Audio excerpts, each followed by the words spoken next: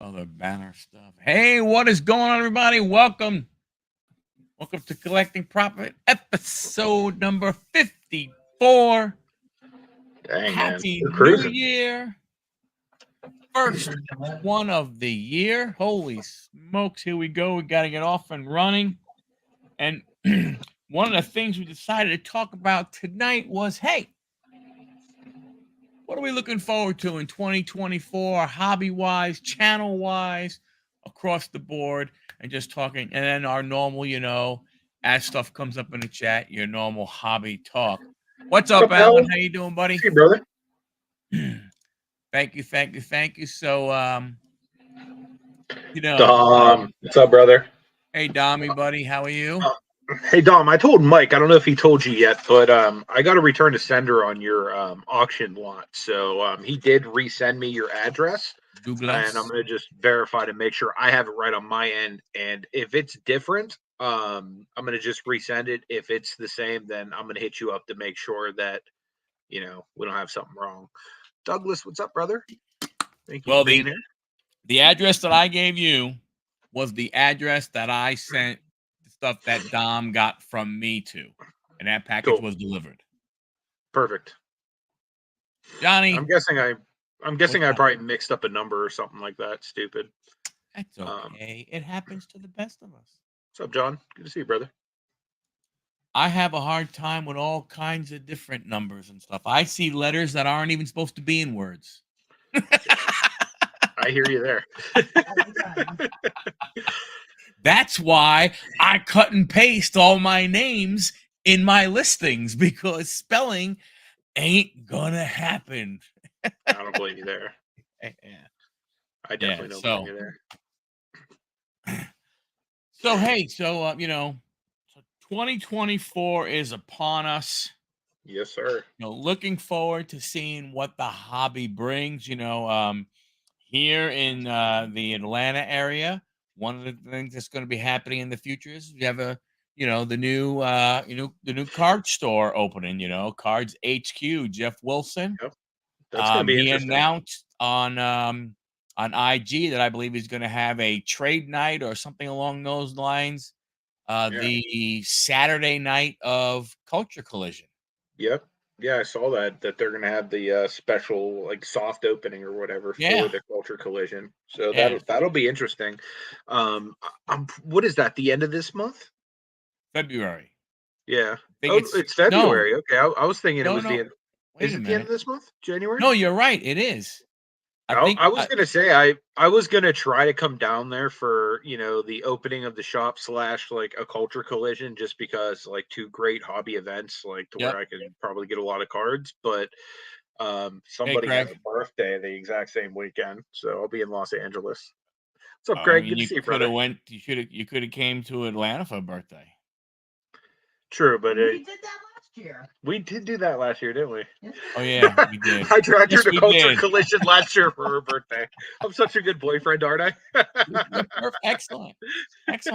Yeah. So in his post on IG, I told him that a review from Huddle Card Collection was going to be following. Nice. That's awesome. So so we have that kind of stuff going on. For me, from a hobby perspective, I don't know. I mean, it's funny, I would like to see some more consistency out of, the card makers, but I think that might be more of a hope and a prayer than something that might actually happen. I think the only consistency they have is consistently poor service and poor quality control. Yeah. What's up, Jason? Good to see you, man. Greg, Jason. Yeah. I don't, I think, the whole thing with the hobby, I don't know, man. I wish I had an idea of where it was going, but I just don't know anymore. I mean, I'm wondering about dates now and everything. I mean, here Topps was supposed to release 2023 Stadium Club in, I think, February of this year, 2024. And now, but they have to come out with Series 1 at some point in time, you would think before the baseball season starts March, April. So it's going to be 2024 will be the year of this. Yeah, it will. So it's going to be interesting to see what happens, what these card makers do and stuff. Will anything else come of, Panini with, being able to print? I know that's further down the road, but from that standpoint, I mean, is there going to be something going on from that standpoint? Are we going to get more lawsuits and hey, we're leaving and so on and so forth? Then what does that do for the hobby? I'm sure we will. You know what I mean? Like, it seems like Fanatics is going to take what they want. You know what I mean? Like, so there's going to be plenty of companies like Panini that are going to try to hold on to whatever they can, for as long as they can. Um, whether or not they stay relevant, that's yet to be determined. You know what I mean? Because really, in my opinion, I think the only company that is unlicensed that's really been relevant has really been Leaf, and that's Yeah. only because of the kind of different things that they've tried outside the box. Whereas, like even Panini baseball, like I feel like Leaf baseball is just as respected. You know what I mean? Like, or maybe even like a little bit more based on like the chases you can actually get out of it, where you're actually going to be getting a lot bigger hits most Well, of I the time. think you're right. I think that's where it boils down to. I mean, I think that, the issue that we look at that we have is that I wonder, well, I mean, I know it's not going to happen, but I'm hey, with you, Alan. I'm with you, brother. I didn't think I'd get there, but I think when it comes to new product, literally the only thing I'm even remotely interested in is like non-sports. Like I've been ripping Marvel, Star Wars, Lorcana, Disney, like all that stuff. Like, and it's just like oddball, so it's fun for me. But it just seems like the value tanks so fast. It's insane. You know what I mean? Especially on the modern stuff. You know what I mean? Like if you're somebody that's really going out there, like, oh, I'm gonna try to get like every player from this draft class so that my hedges are bet that I get the good one. And even if you get the good one, it's not gonna be worth anything in the next season or two. You know what I mean? Like drastically less than it is now. Like, think of how much LaMelo was worth his rookie year, or Zion was worth his rookie year. And obviously, we're talking like pandemic prices with Zion. So maybe he's not a fair representation. But I mean, even look at Anthony Edwards like I say, or, Anthony Edwards, yeah.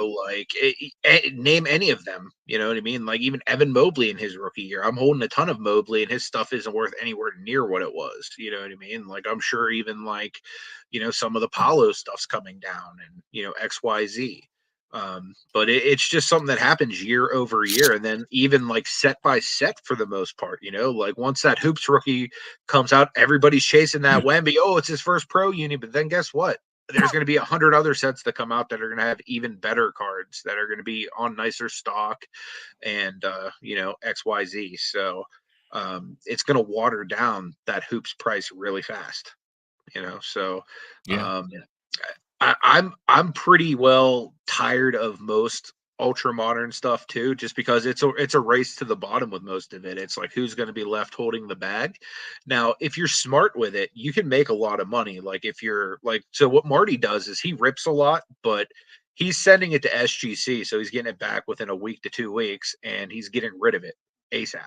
You know what I mean? So Yep. if And you have that model to where like you are ripping new product or you're investing a lot in new products, so he'll go a lot to like card shows and he'll target like some of like the Caleb Williams type players or baseball prospects that kind of haven't had a chance to pop yet, and he'll send them out for grading too, and he'll speculate on them. And being that he's still early in the game, you can still somewhat make money on those type of players. But like you give a couple months on like any average player in any sport, you're basically going to lose value. So that's one of the main reasons I'm so soured on it, man. Like it's just insane. Like I look at like the last year, if I wasn't like grading cards specifically myself, like in any of the ones that I bought, like outside of like say like my Walt Disney Mickey Mouse, which saw a spike once it had a record sale. You know what I mean? Most of my cards that I bought graded already are all down in value. You know what I mean? Just because of the temperament of the market for the most part. You know what I mean? Like it's just the way it is. You know what I mean? I think that's why it's still such a premium trying to be able to send your cards in to get them graded. But even in this market, really the only time that premium really is even effective is if you're getting tens, because a lot of times now nines are worth raw or close to raw. Whereas like I can think a year or two ago, we're talking like eights for that range, and you're making profit on nines. You know what I mean? Yeah. Whereas like now, it's like if you're squeaking out a profit on a nine, you got lucky. Yeah, but I think that but I mean, it's hard to stay away from the ultra modern when like, well, when will you get into it? I mean, if I mean, I don't September, know. Who Kenneth. player who, right? I mean, I don't know whoever that player may be. The number one player. So take Webanyama. Let's use Yeah. him. If you stay away from ultra modern, how long do you stay away from it before you collect it? Because we all know that year 2, year 3, year 4 cards, unless it is something special, Mhm. is not gonna be worth anything. So if you want a rookie, it's if you want rookie cards of today's players, today's rookies over the last 2 years, you're gonna have to collect Mhm. ultra modern. There's no way around it. I For mean, sure. yes, you may wait 10 years and it's not gonna be ultra modern anymore. It's maybe still be modern or getting close, but I mean, I don't know. It's I understand. Don't get me wrong. I understand what you guys are saying. It's just tough for today's players. If you're like you and I, who not that we are very old. Well, I am. You're not, but when you think about going back and we collect, we think more of guys from the 90s and from the early 2000s along those lines, right? Very different. But when you think of, guys like my son, Mike, and stuff Mhm. like that, I mean, a lot of his guys that he likes are guys from today. Mhm. So I think it's going to be tough for a lot of people and everything, from that standpoint. But couple of things. I don't know, John first. Do you think Fanatics will go after deal retired players to exclusively sign? I hope not. And the only reason why is this. One of the things I can't stand about Panini when you look at their football product and other kind of product is all of a sudden you're sitting there and you open up a pack of cards that has 10 cards in it and 11 and 9 of them or 8 of them are from guys that played, in the 90s or early 2000s. You get two current players, right? You Yep. get John Elway, you get Dan Marino, you get, LC Greenwood, get Mean Joe Green. Not saying that those are bad players to get, but I would rather open I'll up a take pack those of last cards. two. Yeah. I would rather open up a pack of cards and get today's people that are in the game, Oh yeah, for sure.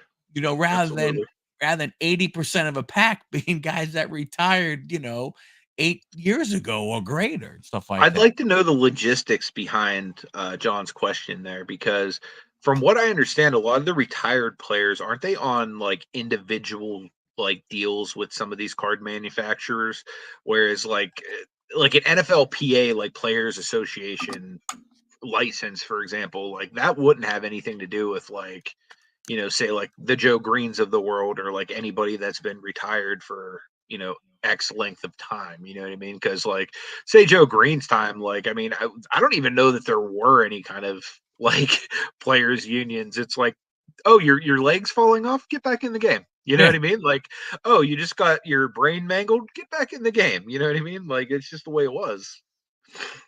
But that is a good question. I also saw another question there by Brendan, and yeah, this is something I've been following a little bit just because I'm a Disney nerd. He mentioned that Disney's some of their IPs have lost their like exclusivity, or I guess their copyrights or whatnot. Uh-huh. Specifically, Mickey Mouse's Steamboat Willie version, which was the original version of Mickey Mouse. There's right Um, there. Gas trading yep. cards already has them out I there. was literally gonna say, like, I think everybody will probably be next on this train, like, because now Disney can't sue you for using it. Like, Yep.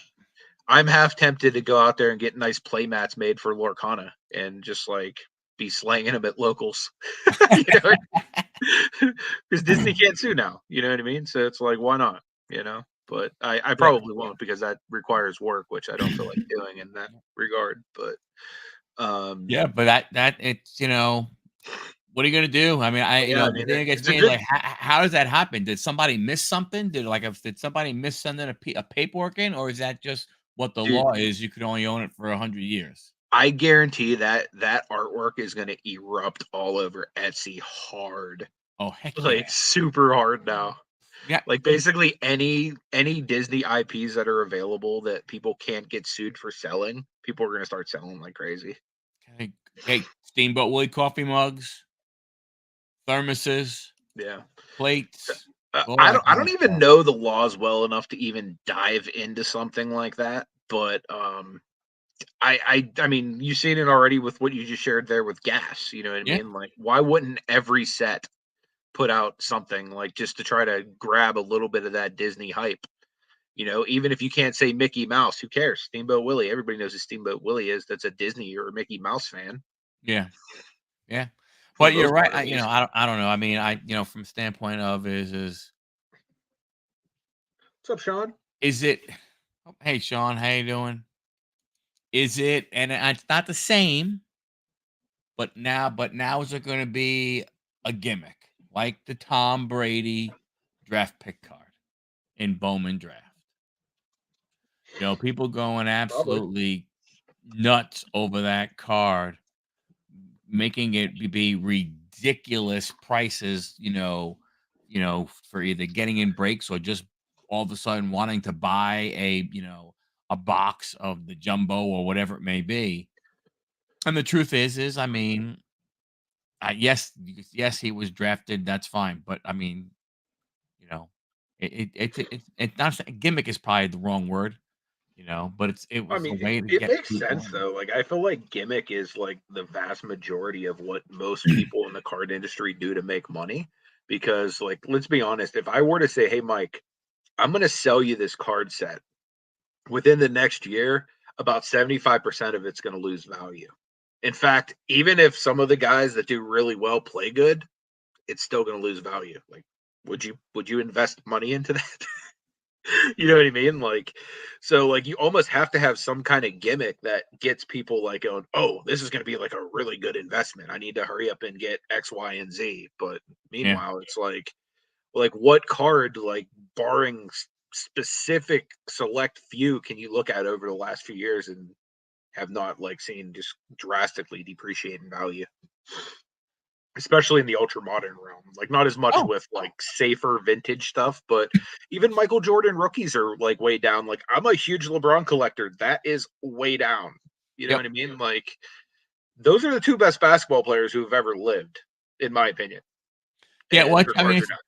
yeah, I mean, it's the issue that we have is that we are still we're still very close to 2020 2021, right? Mhm. We're still not far enough away from it. Um, to where, where people are holding on and everything. And like I've always said, and I've said it for the longest time with any of these players, when all the hype was coming out with Jackson Holiday and Jones and all these other, guys, was it, if you don't PC it, Yeah. don't hold it. Because at some point, because these guys are not going to be worth what they once were. Like all these if I had a Tom Brady, unless it was just the base, I wanted to have it. But if I had any of the gold or the five or any of those other ones, there's no way that I would be keeping that card because it's not going to go any higher. You've already starting to see some of the prices come down on the blues, which I think is the what, the 150. I think you're already starting to see those come down by a couple $1,000 from when Yeah. they went up there. It's kind of one of those things where it's kind of like from our everything reselling days when when if this was the hot product, if you ain't first, you want to be last. Mm-hmm. Right?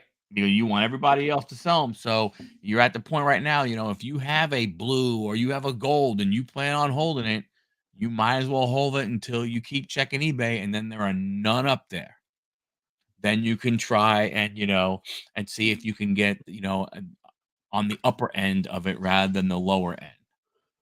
That definitely what Brendan's saying there, it definitely works out, like in the sense of like, rediscovering like the Patrick Mahomes type players like the next year once they actually get playing time and emerge.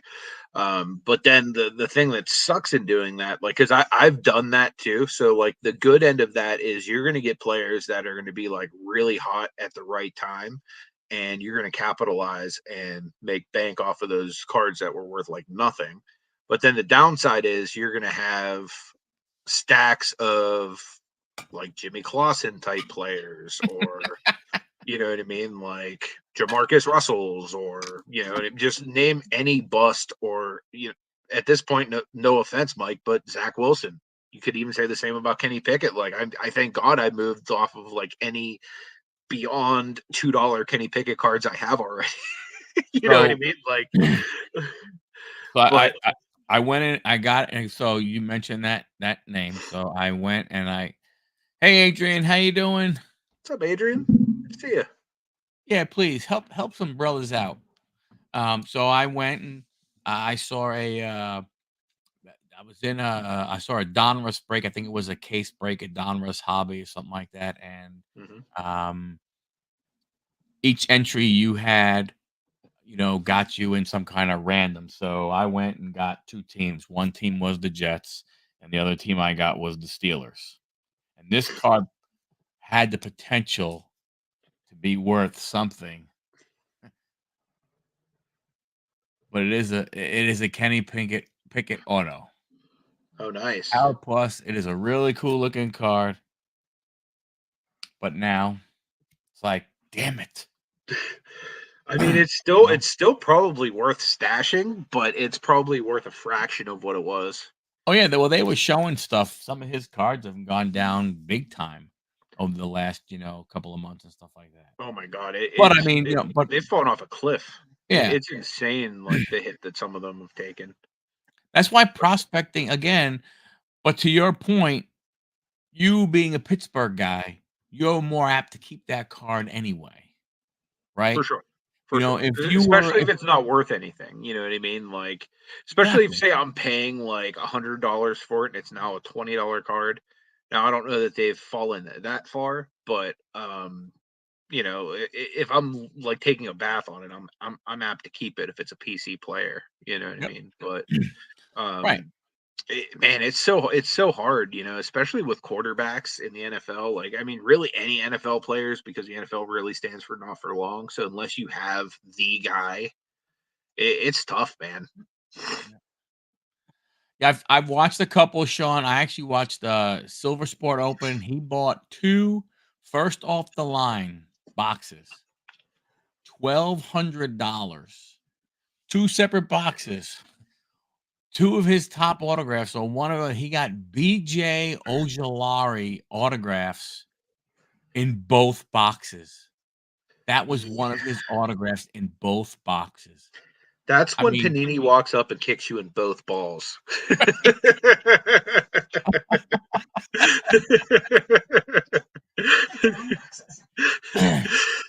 But I mean, those are $1,200 boxes, and he basically got trash autographs. Like, I mean, he got I mean, he will sell some of his cards on his eBay for a little more than probably what they should go for, right? Because supporters will see it and feel bad and be like, "Oh, I know it's only a $40 card, but I'll bid $50 on it, at the auction," and so on and so forth. So he'll get that, but I find it hard to believe that he'll sniff 400 out of the 12. Maybe if he gets lucky, 500, but that's about it. Yeah. But he spent, $1,200, and that was, I mean, the cards do look nice, but again, he opens up his first pack, and in like the first 3 cards or 4 cards, were like John Elway, Jim Kelly, it's like, damn, that You sucks. know, one reason I wish I like was even somewhat like decent at math, like I would like to know what the actual like percentage of people that even break even on a box, not just make money, but like even break even. Even what like the going rate of comps are at release day. How many people can break even on current product? Yep. Like that would be really interesting to know, like across the board. Like, so if you were to rip an entire case, how many boxes out of that case actually break even? Like, so I have a feeling it's probably less than 50%. Dave, what up? T-Boggin, thank you. Yeah, yeah, Sean. I mean, you're 100% correct. I mean, I'm so tired of hearing about, well, but these guys break so much that they're supposed to go ahead and get all the hits. No, they're not. Not when you watch plenty of other breakers grabbing first off the line boxes and not getting the hits. You know what I'm saying? From that standpoint. So I don't, yeah. I mean, I think, I think it's been established that these guys are going ahead and, that it is definitely, happen. Yeah.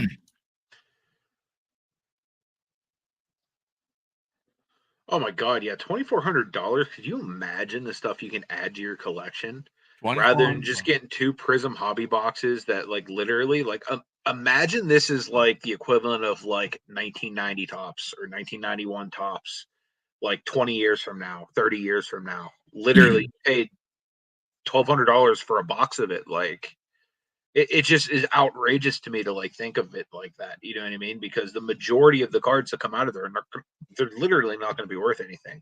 Even No, if CJ Stroud becomes the next Tom Brady, like his autograph's not in there. You know right. what I mean? Like what's a base CJ Stroud going to go for one day? Yeah, You and know, I with think, the card like, product. yeah, like that guy. Well, I think honestly, in my opinion, I mean, nothing wrong with BJ Ojolari if you're a Arizona Cardinals fan. I think he got 1 to 35 and 1 to 25, so he got a red and a blue. But I think maybe the best overall card of, let's say, the best player, he got like a purple shimmer or a blue shimmer of Justin Jefferson. Sucks. I mean, out of 2 boxes, $2,400. That's Yeah. tough, man. That is tough. And it's cool getting Jay Jetta, but I'm sure his market's way down with the injury. Plus, on top of that, it's a veteran, you know? Right. And it's just a numbered blue shimmer. Me too, No, Dave. I have no autograph, just a numbered blue shimmer. Dave says I'd rather spend 2,400 on Star Wars hobby. At least with Star Wars, you'd have access to all of the autographs. You know that's what sucks for me is like the boxes are such a premium, but you literally can't get autographs of the best guys in the draft class. You know what I mean? And they haven't added anything extra to my knowledge to make up for that. Yeah. I could get me a one-on-one Hogan autograph. Mhm. Isn't that crazy?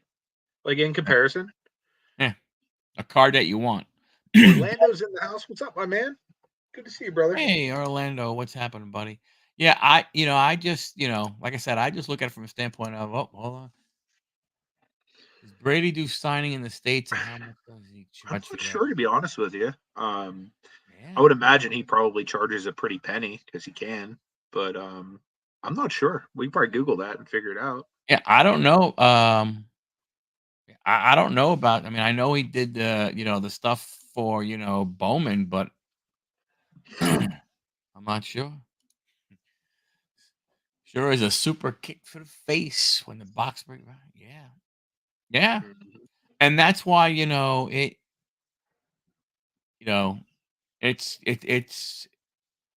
worrisome going ahead and wanting to take that chance. I mean, there's gambling, which I get it. And everybody goes, oh man, you get into a break, that's gambling. You get into this, that's gambling.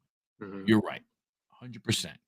You can go ahead and you can spend $50 to get your team in a break and get nothing but base cards. You're 100% correct. right?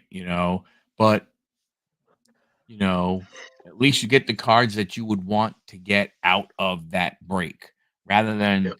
sitting there spending $400 and really the only cards that you really, really care about are the ones that you could have paid 50 for and did something Yeah. else with 350, from that standpoint. Oh, that's awesome, man. That's really cool. Wow. Let me Google it real quick. 3,500 Australian. And you get a jersey and a Tyson Beck signed card. I think a photo. That ain't bad.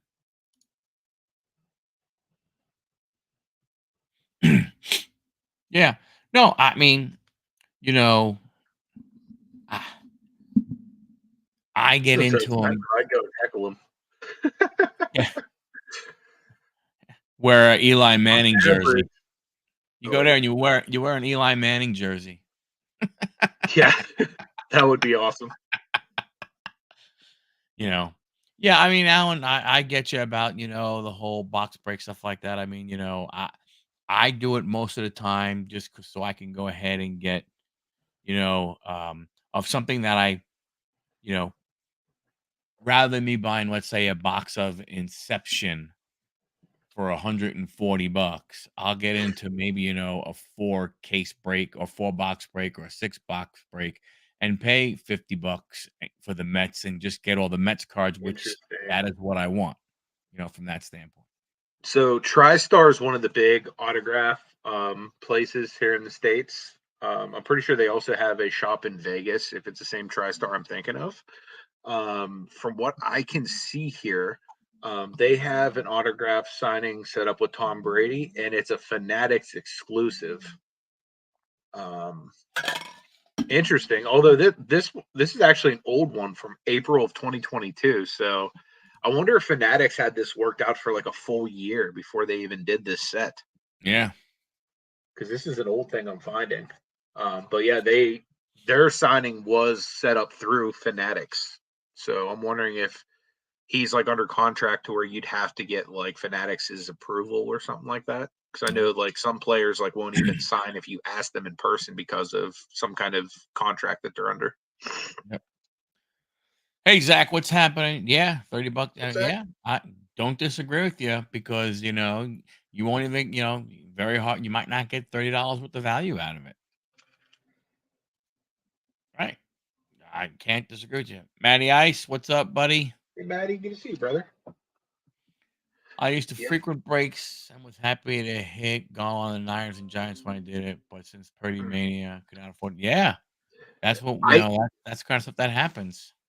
I quit buying the Steelers in breaks when they drafted Pickett because it literally was not worth it. Like I still like Kenny Pickett, and it wasn't, in my opinion, worth paying the prices for the Steelers, even getting a rookie quarterback, being that even like he was a late round pick. You know what I mean? Like he was obviously a first round pick, but it's not like you're getting like the top 2 or 3 players in the draft. You're literally getting a guy that was drafted, I think, like 22nd or 20th or wherever the hell the Steelers drafted that year.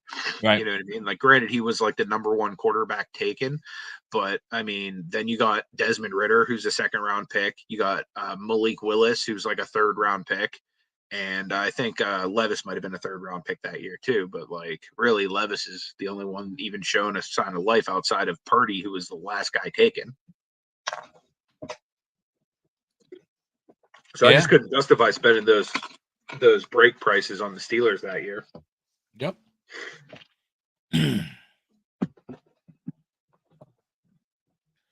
I've been doing triple diamond sports card breaks. I found them to be, in my opinion, I mean, they're fair. I like that. I also will only go with breakers that ship all cards.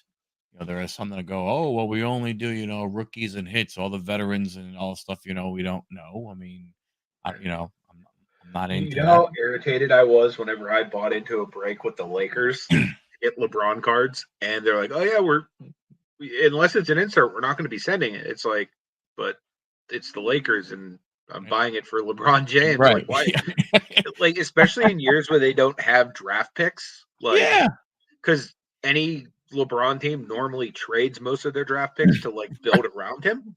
It's like you have to hit veterans, or else you get like nothing. Yeah.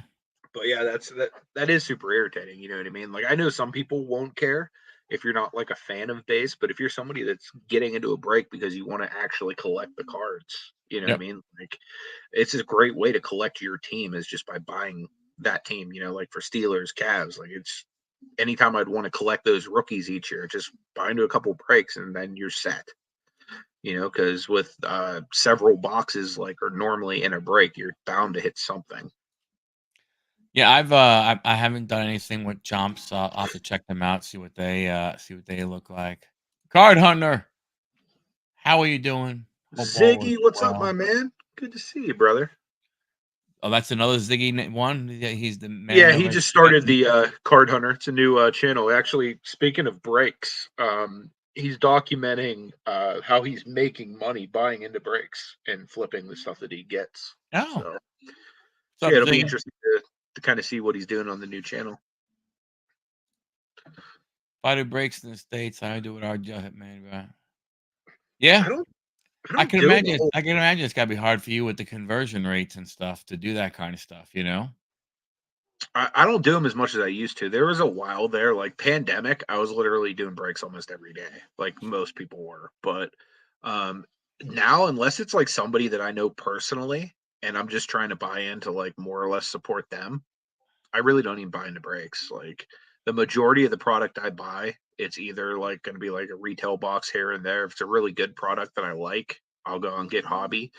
But most of the time, I just really enjoy bargain boxing. You know what I mean? Because that's where I'm like always like at least I know what I'm getting in at. I'm never getting ripped off. Like it's just it's safe, it's secure. You know what I mean? Like I'm not going to be making like the crazy swings of cash like people will on some of the higher end stuff. But I'm also not losing a ton of money either. You know what I mean? Or any money at all because a dollar card's typically going to be a dollar card. Yeah, I mean, that's right. When I was, took a little vacation. We were up at the lake and everything, and with the couple we were with, the guy was working remote, so on Friday he was working, and the girls were gonna go do something. So I was like, you know what? I'm going to find a card shop. And even I was up near Jason Edwards. I stopped at a card shop that he's been to. It's not too far from where he is, and went in there and hung out with those guys for a while, and and it was funny. There was a guy who came in who was like, "Yeah, man, I'm just getting started," and so on and so forth. And all of us are like, "Oh man, you're in trouble. Gosh, leave, just leave. Don't no, don't do it, don't do it." So this is how funny it was. So he's buying Prestige. The guy had the Prestige HTA for like $90 a box, and he opens up the first one, and he's just going through and everything. He's like, "Hey, I got a number card. Really? Who'd you get? Uh, the quarterback, CJ Strat. And he had like a to 99 Strat. They're going, oh no, I thought we are going, no, that's a really good one. Yeah, you you want to keep that one? Hold Yeah. on to that one." And the guy behind the counter is like, "Hold on, let me get you a sleeve and a top loader for that." And the guy's like, and he's going through and he's like, "I don't know, I got this other numbered one, of I forgot who it was, but it was another, a player and something." He said, he's like, "Oh, I got a numbered Patty Mahomes, Pat Mhm. Mahomes. Are those okay?" He's like, "Oh my gosh, you gotta be kidding me." You guy was just, and it was funny.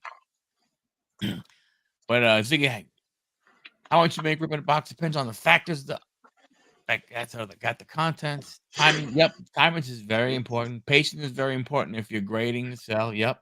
Yeah. Depending on who you're using, if you want to get in and get graded cards sold around like that, and you want to get in quick and stuff like that, SGC.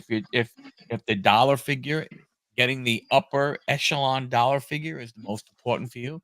We all know you got to go PSA and you got to wait to get it back. Yeah. And I don't know what that time frame is because you're not going to take a card that you get out of a thing you might be able to sell for $60. You're probably not going to send it in, express, because you want to definitely, make some money out of it.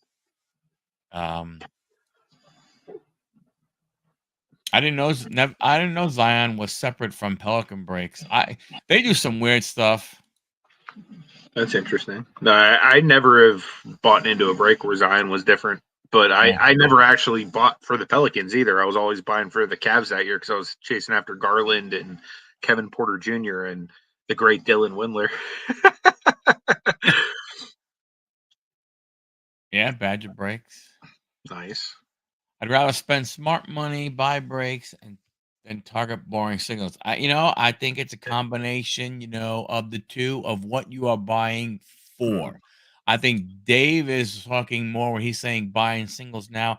I don't think Dave is buying necessarily a lot to turn around and flip and resell. I may be wrong, but Mm-hmm. from talking to Dave before, I don't think that's his kind of method. I think when he would buy into breaks, he was buying in to get his team, get his guys for his collection, not from that standpoint. I think what you're talking about, there are ways you can go into a break and buy cards and target to be able to try and make money if you could get a good team for not a lot. But you're right, you need to be smart about certain things. Mm-hmm. How are you trying to get the most from your dollar? Are you Yeah. trying to get your team or so on and so forth? There are some guys, I mean, when I was, um, when I was buying into, some breaks and stuff like that, when I was looking for stuff to potentially resell, to me, it was, hey, what teams have the most cards in the boxes? And then off of that, okay, out of those cards, who has the most inserts or so on and so forth? And that's what I was targeting to turn around, and try and, resell, uh, you know, Yeah. from that standpoint. That makes a lot of sense. I mean, in my opinion, like I think Ziggy's both right and wrong with the boring singles comment because there's plenty of times where literally like when I'm looking through the bargain boxes, it's all crap I don't care about. That's like really like the value. You know what I mean? Like it might be baseball rookies of guys I don't even know, nor can I pronounce their name. You know what I mean? So like that for me is not exciting. So that makes me an entire day of processing cards that feel like work. Mm, But if I'm going there and I'm finding cards like this last time, like I've been like yesterday, I processed like 80 some Barry Sanders cards. And these were like all cards I remember collecting as a kid. So like right. that was like memory lane for me. You know what I mean? Or sometimes when I'm processing wrestling cards or non-sports stuff, like that's fun for me. Um, then for me, like digging through the boxes and trying to find like hidden treasure, that's also fun for me. You know what I mean? But again, like sometimes it is monotonous. Like if I'm sitting there digging through boxes of stuff that like I understand like what can be, stuff that people want to buy on eBay. You know what I mean? Because I know the player's name, but I don't necessarily care nor am I invested in it. You know what I mean? So it can be very boring from that regard. Yeah. What are your thoughts on that new slab style one touch? Have you seen those? The slab ones, yeah, I have. Honestly, I think that those are if those would have been out a lot sooner, I think a lot of the companies that have popped up over like the last several years might not have even really been around because most people that are looking to use a lot of like the lesser companies just want to get their things protected in some kind of Right. a nice case. And that's essentially what you're able to do. And have a Now, label on it. correct. Because with those, you can print your own label, right? Yeah. Yeah. I would imagine that's probably a cheaper cost than grading it with one of like the, C or D tier companies. Yep. Yep. Yeah. I know. Yeah. You know how to resell. Dom, same type of way. $5 on base card, depends 5 times. Yeah. Yep. And I don't disagree. I love people who buy singles also. Again, I think, there are two um there are two ways to look at breaks. I look at both ways. The first time I go, like I say, and I'm going to use, let's say, Inception baseball as a thing, right? To me, I Uh, look at that checklist and I'm like, eh, I really don't care. But you know what? I'd like to get the Mets, so I will buy the Mets in there and go from there. If I see a big Bowman draft break going on and I see a breaker have the paper cards as their own separate thing, and you get all the paper. That's the Bowman first and the regular paper, just not numbered or autographed paper. I'll buy that. Why? Because I can take a lot of that and I can, you know, resell a lot of those, cards. I actually, did that, and I wound up getting, Max Clark, Wyatt Langford, Paul Skeens, what is that? Jack Wilson or Josh Wilson, cards that are going to be, $4 or $5 cards. So I might have paid, $25 for it, but I got probably about 10, 15 cards alone that I'm going to make that back. And then who knows what the rest. And then if I'm going to do the card show, I thought, hey, that's not a bad thing to have for inventory. Bowman paper first, throw them for 50 cents, whoever the heck it is, and then put the other Bowmans in, for a quarter or a dime. I'll make my money back and I'll make some, from that standpoint, you know. I don't know how SGC is not faster than PSA when you look at your basic rate, economy rate that you are paying. I can't believe that whatever the equivalent rate of PSA at, if I pay $15 for SGC, I can't believe the equivalent rate for PSA is just as fast. I'm not saying, I never said you can't get cards back just as fast from PSA. It's not what I said. What I said was is you can't get them back at the same value. If the value is not there, if a card in a PSA 10 is going to go for 60 or $70, I don't know how much you're going to pay to get that back now while it's still hot at that price to get that express service. If you're telling me express service is $20 and you can get it turned around in 10 days, 2 weeks, then okay. But I haven't heard that experience with anybody that deals with PSA on the lower end. I'm not talking about a card you're going to sell for $200-300. I'm not talking Never about re- that at all.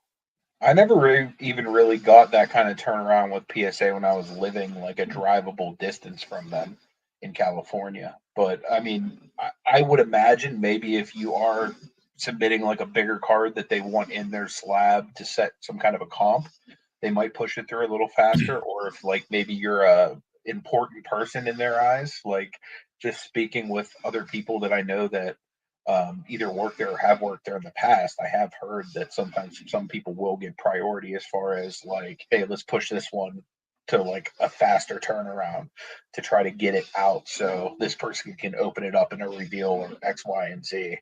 You know what I mean? Like you and I are like probably peons. You know what I mean? Like Right. I asked Nat Turner to come on the show. He probably had no idea who that guy was. You know what I mean? Whereas like some people he's probably like, oh, that's Jeff Wilson's order, or that's Pac-Man's order, or that's like, Right. any number of people that are a lot more established, I would say, in the hobby or whatnot. But not saying that they get preferential treatment or anything like that, Mhm. but um, we don't. Is kind of where I'm going with that. Yeah. No, no, no, and, Zach, but Zach, I'm there with you, but I'm buying into a break of a box that might be $400, $500 that I'm not gonna be able to buy that, and be able to try and get something good out of it because we know that the stuff that's on the shelves in Walmart, Target, Walgreens, that hitting in those is becoming harder and harder and harder with every single box that hits that shelf. So that's what I'm talking about, the stuff like I will buy into a Bowman draft jumbo break because I'm not going to buy a box of jumbo for $550. You know what I'm saying? But I'll buy into a break and pay $50 for the Mets to get those cards, from that Yeah, standpoint, you that know. makes a lot of sense because not Yeah. everybody can even afford to buy that type of box. You know what I mean? Yeah. So like the best chance they even have is just picking a team and rolling with it. Yeah, I mean, and Zig, I agree. To me, I only like pick your team. I don't like random. And you know, I look at the same thing. If I'm looking to buy to resell in a break, I look at the checklist and I try and target the value team that's going to get me the most cards out of that box. If Team X only has 20 cards in that box or in that checklist, I'm not going to get that team. But if all of a sudden there's a team that has 50 cards, a potential of 50 cards, I'll go there because my chances of getting more from my return are a lot better, you know, For from sure. that standpoint.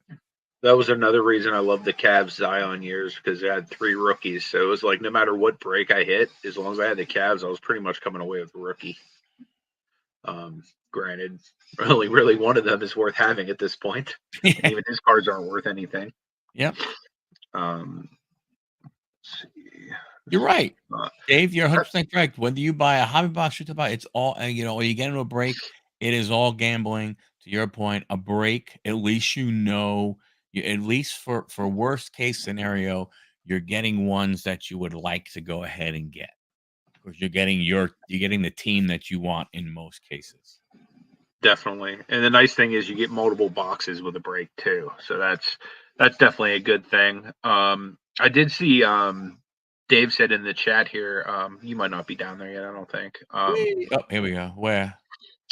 Just a few down, Dave Romero. He was saying that he's built a nice collection of 100,000 cards going from yard sales, auction, thrift stores. He's going to start selling when he retires in 3 years. That's awesome, man. That's awesome, Dave. Yeah, I'm sure that you'll probably have like all kinds of treasure to find, all those different things. I know for a fact yard sales have been like a little honey hole for me when it comes to cards, because most of the time it's like moms just trying to get rid of stuff their kids left behind, and it's like $10, $20. It's like, for what? This card, that card, the box. Cool, I can do that. Yeah. So yeah, there's some good deals to be found out there. That's awesome, though. Yeah, breaks are awesome. I agree. Singles. I mean, look, it's a hobby, and you make of it what you want. You collect how you want to collect. You collect who you want to collect. Whether you're a guy who says, "Hey, I don't really give a rat's butt if it shows a team logo on it," so you know what? So I'm gonna buy Panini and Donruss, baseball because I want any card that has, that says, that is of a New York Met player or a Yankee player or, or a team from Georgia player, or, Los Angeles Dodger, whoever it may be and stuff like that, collect what you want, but like, Sensei, how you doing? Sorry, I missed you, sir. CJ Real Silver. I would never waste my money on SEC grading that card regardless of speed. Well, of course, you see, that's what I'm saying, Ziggy. I'm not talking about a card that you're going to try and resell for $30 or $40. That's what I mean. You're right.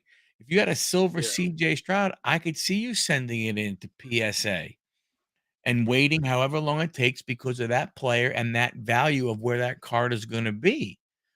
But if you take a lesser player who is still a very good player whose cards go in the $40-$50 range or the $30-$40 range, and you can get it graded for 15 and get it back and hit the market first, you make money. And that's what it's all about. It's either fast nickel or a slow dime. Choose what works for you. The main reason the main thing I will say as far as capitalizing on profit with SGC, because you will make anywhere from 25 to 40% less on your cards with SGC, in my opinion. Now, where you're going to capitalize is the fact that the sets are going to depreciate. You know what I mean? Like right now, we're in Hoops Mania for Victor Webb and Yama. There's more cards coming out. You know what I mean? So those Hoops cards are going to start dropping. So are they going to drop faster than you'd get it back from PSA? I don't know. Depends on how fast your cards come back. You know what I mean? Like you might be safe in that regard. Now, now imagine it's something that takes 3 to 4 months to come back. Now, most of the orders aren't taking that long right now, but some of them are. You know what I mean? Like, what if you get your card held up that long? Yeah. Is it worth just to get it back a week or two from now and just to take your 25% less? I don't know. That's something I think about, though. Yeah, you got it. They do put on a good show. I like watching those guys. I've asked them a couple times to come on the show. I'm trying to get them. I'm going to keep asking them until they say yes. Yes, that guy. I like his channel. He does a lot of kind of stuff where he does simulations and breaks and everything, and he'll run. I guess he has some software. I'm assuming he developed. Well, he'll like say, okay, hey, I'm gonna do case breaks. I'm gonna run 100 simulations on them, and this is what we're seeing as far as different stuff, and then he'll break it down to like, hey, if all you care about is getting the most cards for your money, and you're gonna get in the case break, you want to look for these 2, 3 teams. He does some really good stuff on that channel and everything, you know? Again, with the SGC versus the PSA, I you know, again, I get it completely. People like even Adrian said, PSA all the way, but SGC for vintage. You know, I get it. I mean, I guess, again, depends on what you're doing it for though. If you're doing it for, just to slab your cards to have them protected, some people don't wanna spend the money on PSA. They wanna, they don't want that. Makes a lot of sense. Adrian said for eye appeal, she likes to go with tag for her PC. I'm curious, what's tag? What's their submission price right now? Because they do have a nice slab. In my opinion, it looks a lot like the CGC as far as like clarity and stuff like that. But they have that. It's like not a label. It's like they like I guess etched into their slab, like their actual like card detail, which is kind of cool. The only issue I will say is like resale value is going to really suck. Like just because it's not a PSA SGC, like even CGC cards are like in my opinion like hard to get decent resale value. Like unless you have like somebody that's like a like upper echelon like player, it's hard to move their slabs in my opinion. You know what I mean? And so But like anything again, that's not in the top four is a lot harder for me just because I've literally like had almost every single grading company in my store. And like pretty much if it's not one of the top three, I've had trouble moving it. But again, for PC, it doesn't really make a difference.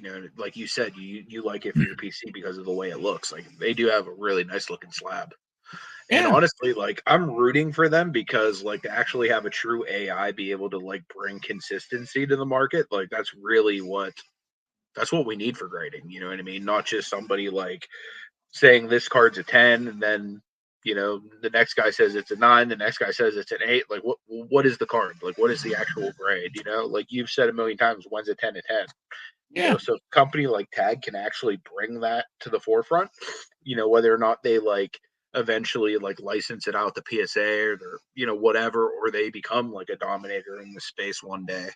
I yep. hope they do because I would like to see more of what they do. But for me, it's hard to really send too many cards anywhere besides PSA or SGC right now, just because it's for me. I, Well, I want to make the money back. I don't, again, like I said, I look at it completely different, from what's going on. If I'm looking to sell cards, get them, I'm not talking about making, a crap ton of money. I'm talking cards that, if you get the hot rookie, and you can get his card, his base card. Again, not the autograph to 5, but the base silver rookie that if you got it graded, and you pull it out of a pack and you get it graded and now you can sell it for $30 because it's graded. I would rather go with the, let's say, go with someone that can get it to me the least amount of money invested and the shortest amount of time. I know you can pay any amount of price and get a card back, but you're not going to spend $150 for express service to turn around and sell a card for 45, $50. I mean, I'm not trying to be mean, but you'd have to be a flippin' idiot or a multi-billionaire who just doesn't give a rat's ass. You know, you know, you're on mute. I was just saying it's a good point to what Ziggy commented there. He says if you're cheering for Tag, you should vote with your money. and stop supporting SGC and BGS, who quit on the hobby and cash checks. I mean, it is a good point. Like, I am rooting for them, like, as somebody who enjoys what they do, but like in the sense of like me actually putting my dollar behind it, until like I see like bona fide, like easy transactions, like liquidity of the slab. It's not even like, hey, I need to have this much of a PSA in return. Like, I need to like know that, hey, this card's gonna move. Because Yeah. like I've had tons of slabs, like GMA, for example. Like, a lot of people will be like, oh, that's not PSA. I'll give you XYZ, and it's less than what the card goes for raw. You know what I mean? So like that's the issue I have with a lot of the non, top three. You know what I mean? And honestly, like I don't even send to Beckett because like their turnaround time's atrocious. Like I don't really think too many people Yeah. genuinely, like outside of like the old school Beckett fanboys or just people that kind of lump them in there because of their name. Like I don't really think much of Beckett as a company. You know what I mean? I think they've gone way downhill since Dr. Beckett stepped down. Or at least sold his share or whatever the situation is there. But yeah, I mean, I mean, I personally, like resell PSA is the king. Um, right. I, But I no, will send to SGC in a pinch. Like if I want to get in and out fast. Like for example, I've sent a lot of the cards I had graded with some of the third and fourth tier companies into like SGC and PSA, and both of them I've sold through pretty substantially. You know what I mean? Like at least the circles I run in, like in the Pittsburgh area, like SGC is respected now. I remember like back in like 2019, early 2020, like before the pandemic, if I were to be rolling into a card show and I had like my little tuxedo slab box, literally there were guys laughing me out of the card show because of like where SGC was in terms of like modern sports cards back then. You know what I mean? So they've gained so much ground just in the last few years. You know what I mean? No. Has that closed the gap in terms of resale value? No, it hasn't. But like they've gotten a lot more liquidity to their product, in my opinion, to where like if it isn't an SGC slab, people will be more prone to buy it than if it were not in any other slab. Minus PSA, in well, my I, opinion. I mean, I understand what people are saying, but what has Tag done for the hobby? I mean, SGC has done nothing. Well, I mean, that seems kind of weird because I know the last few nationals that I went to, they were doing a lot. Now maybe that's only the one day a year or the 1 week a year that they do anything, but they did a whole bunch. Went this last year, Tag didn't do anything for the hobby. Tag was Well, sitting I think there they and gave away grading. free slabs this last year, didn't they? Who? Tag. If they I were, think I they don't were know giving who. away free slabs at their booth, from what I understood. I don't know who they were giving them to. I didn't see them giving out any. Uh, Heck, when I Could walked have up sworn I there, seen a vlog where somebody walked up and they were getting free slab tag slabs. I, I'm not saying I'm saying when Mike and I walked up there, Mm-hmm. nothing. And when Mike and I walked up there, and and it's pretty cool when you have someone who has graded cards walk up to you, and he says, and the guy just says, "Here, look at look at the little iPad," and Mike's going through and asking all kinds of questions, and the guy's like, "Well, well, yeah, well, I'm not really sure." I mean, the guy couldn't answer some simple questions.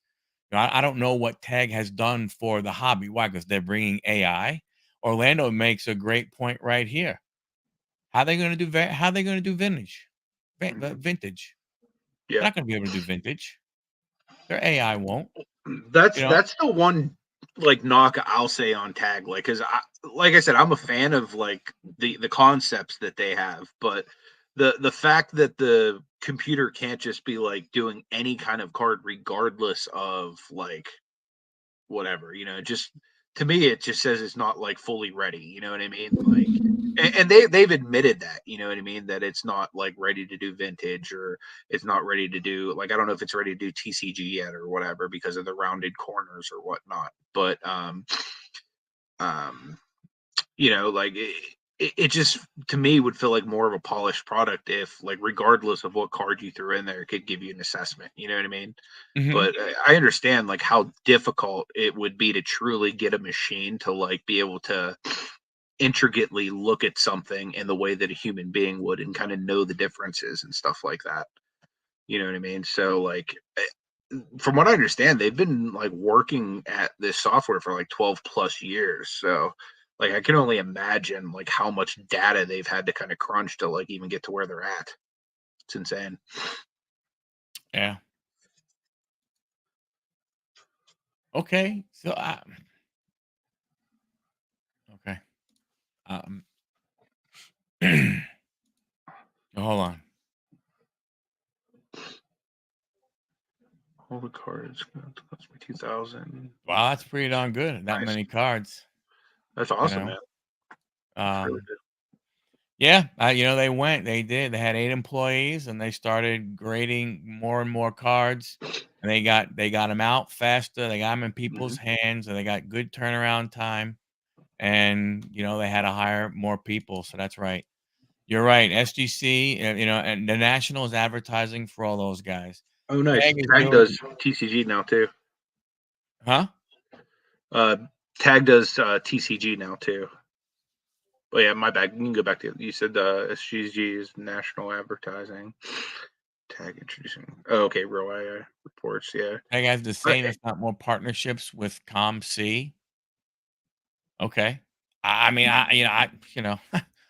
okay. I mean, again, grade who you want to grade with. You say grade with your money. That's what I do.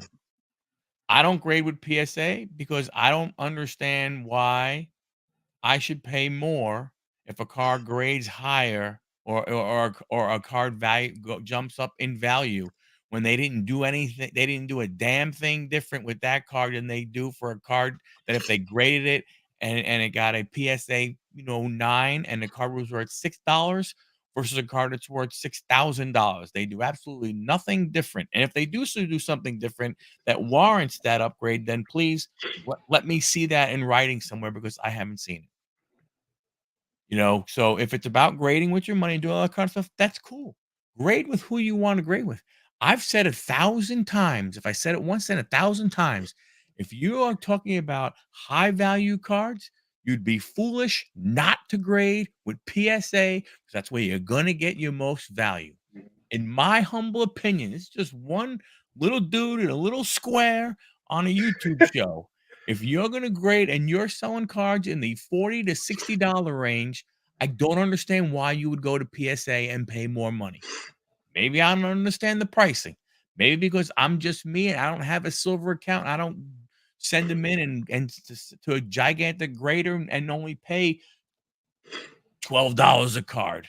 It's just me. That's fine. I'm me. Look, it's amazing. The hobby works for everybody. yeah. And that makes sense with the machines that perform surgery or whatever. But like, I genuinely just don't think we've developed anything that intricate for the hobby yet. I feel like the hobby's still behind. You know what I mean? Whereas like we have like AI right now, like you could speak into an app, hey, I want to see Michael in a pink tutu playing volleyball in Iceland. You know what I mean? And within seconds, that's something of that is going to be generated by AI. You know what I mean? But like in the hobby, like we have AI to where like if you're listing on eBay, you can get like a little listing with the or not a listing, but the description or whatever.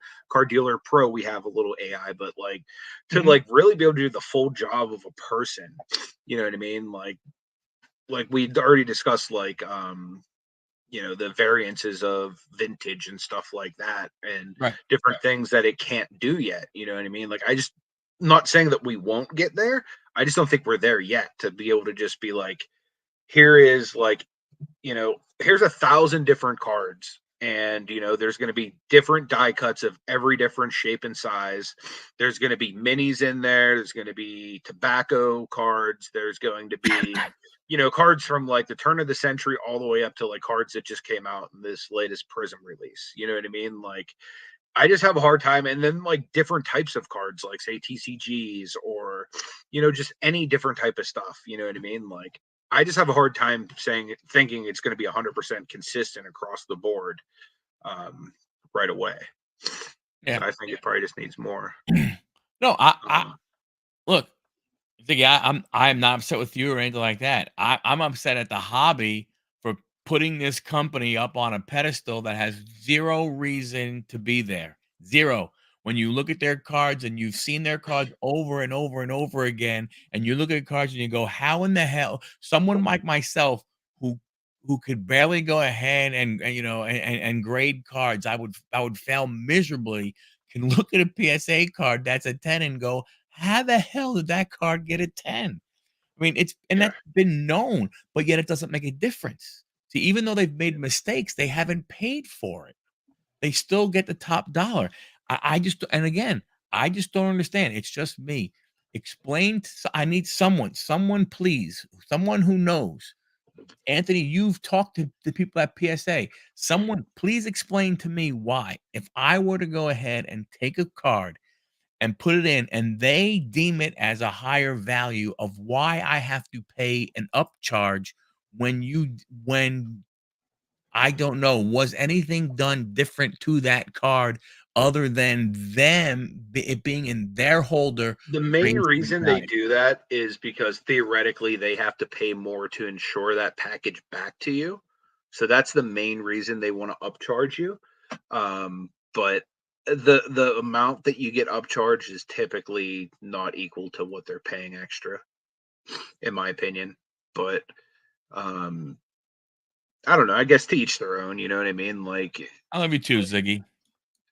um, like I said, you can't go wrong, like from a resale perspective with PSA. And I think that's really the reason why they are kind of where they're at, is because kind of what Ziggy said, like, you know what I mean? Like he says, I just want a favorable grade. Accuracy is foolish. And let's be honest, like if you had a stack of like PSA sevens and you knew if you send it to SGC, you're getting sevens back.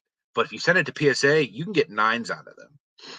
And in nine condition, you're going to be making good money. I would send them to PSA personally. Like I would rather have the nines to where I can make money than the accurate sevens to where I'm losing money, if that Right. makes sense.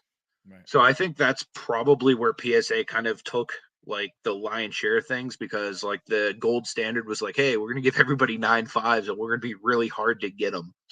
And then PSA is like, oh, yeah, well, guess what? Your nines there, they're 10s with us. Right. Send them to us. Yeah. You know? Um, I don't know what grade services are gonna be around. I don't think a lot of them will go. I mean, I guess it depends on, like, That's a good question, actually. depends on what you're like, PSA will be here, Beckett's gonna be here, SGC, CGC will be here, Tag is gonna be here because Tag eventually has gotta get eaten up by somebody. Well, One of even if those. they do, they might not be, but their technology may be. You No, know no, what I no, no, but mean? I'm Like saying, no, but I mean, as a company, I can see them, right? I mean, after that, what do you got? You got HGA, you got Arena. personally, like I don't know. I think Beckett survives just off of name recognition, but I other don't than that, disagree. they're trash. No offense to Beckett, but you can still sponsor the podcast if you want to, though. That's right. You love Becca grading. But in my opinion, I think CGC is going to be like they've actually had like a pretty big slump recently, but I think just with their comics and everything like that, um, there's a lot of people that actually stopped sending to them for a while because they went to all black labels, and the people that collect comics that like to grade their cards, they like how their cards used to match their comics with each having blue labels. Right. So there's a ton of people that are normal, regular, like say Marvel card submitters or whatever, that aren't sending to them right now because they're pissed off because of the label change. You know what I mean? So I think that probably had a good bit to do with their big decline, because now all of a sudden, like it's just like if you're trying to build a rainbow and you're grading each one, you're not going to send it to PSA, to SGC, to Beckett. You want them all in the same slab. You know what I mean? So now even if they're sending it to the same company, they can't get that same label anymore. You know what I Right. mean? So I think that had a lot to do with it. So I could see them rebounding a little bit in 2024. Now, granted, like I said, their resale value is not phenomenal, so they got a uphill climb. But they were the fastest grader to reach 1 million submissions. So like that says something about them. They also took like, you know, some of the more credible pieces from Beckett. So like for anybody that believes in Beckett, you know, a good part of what made Beckett successful is now at CGC. So um for that reason, I can kind of see them kind of sticking around. Yep. But obviously, PSA and SGC, I think, are going to be 1A and 1B. I honestly think SGC might have something going on with Fanatics. You know what I mean? Like, I genuinely think they might. I've seen some different stuff where people have offered free grading through like SGC or Beckett, or it might even been CGC too, of certain Fanatic brand hits. And the funny thing about it was PSA wasn't even listed as a place to be able to send those. So like I'm kind of wondering if like Fanatics is kind of on the dethroned PSA train or not. But I don't know. I just think SGC has their roots in with enough content creators right now. They have their roots set with enough hobbyists right now that I just see them as barring some kind of a scandal or you know something crazy happening. I just see them as becoming bigger than what they're even are right now. You know what I mean? I don't disagree. I mean, look, hey, you know, what happens? You know, everybody. What happens if they decide to team up with Tag? Yeah. I mean, you know, everybody's just going right to PSA. Oh, Tag and PSA, Tag and PSA. What if someone sweeps it? What if you know? What happens if Fanatics they get that deal going there, and then all of a sudden, you know, they get some Fanatics money behind them to go ahead and get a Tag? I mean, Yeah. you don't know. Anything is possible, but the truth of the matter is, Dom is right. Socks. Socks. But Ziggy, you're 100% correct. Yep. You are 100% correct. I don't care who anybody is.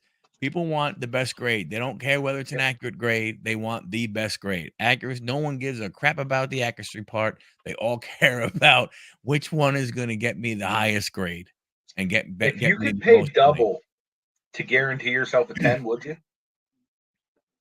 What's the card for? My PC or am I reselling it? I mean, I guess it doesn't really matter. Like, say it's like your favorite Fred Lind, and you want to have it in a 10. You know what I mean? But like theoretically, like if you are reselling it, like if say it's a $20 submission fee, if you could send it in for $40 and guarantee you're going to get that 10 to get that 3 to 4x multiplier, like it's like almost like a no brainer too. Yeah, I don't disagree with you there. I don't disagree. I've always said, if you're looking for value, you have to go. If you want the most bang for your buck, you have to go PSA. Period. The end. I don't care that Yeah. you know the Mickey Mantle is in an SGC, you know, slab. I don't care. I don't care if any of those cards are in SGC slabs. If you want the bang for your buck right now, you have to go PSA. That's just the way it is. PSA is a brand. It's just like Coke. I wouldn't, you know, Coke is, you know, but Coke is Supreme. Yeah. Do you wear Nike or you wear knockoffs? I wear Adidas and I wear New Balance. Yeah. And I think I own 2 pairs of Nikes, you know, and stuff like that. I think that's honestly, I think it's a little different when you start talking about apparel because there is a fit thing that people like. They do things a little different. But I get what you're talking about. You are going ahead and getting the band. That you're not 100% wrong there, Dami. I have to get caught up with PSA. It is about the registry, and you're right. I Yeah, understand registry's huge. that's how PSA gets, you know, they're saying, hey, you know, you can see that, hey, there's only 1, 5, 10, 100 of these, and that makes, you know, a crap ton of sense and everything. It is definitely, you know, the appeal. Oh, it's awesome. You know, yeah, I wish don't get me wrong, I'm not saying SGC, you know, yeah, I can't disagree, you know, what you're saying there. Big money cards to PSA, small money cards to others. I don't disagree with you. That's what I've always said. To me, if like Adrian said earlier, tag slab is really, really cool. And if it's a card for your, if you don't care, now there are, let's face it, there are, I only do this company, I only do SGC, PSA, BGS, so on and so forth. If you're someone, if it is going ahead and doing a, doing a, for PC and stuff like that, and the tag slab is gorgeous. I'll be honest with you, the CGC slab, that's very, very good looking too. I've seen those when we saw those at Culture Collision. Man, those things were really, really sharp.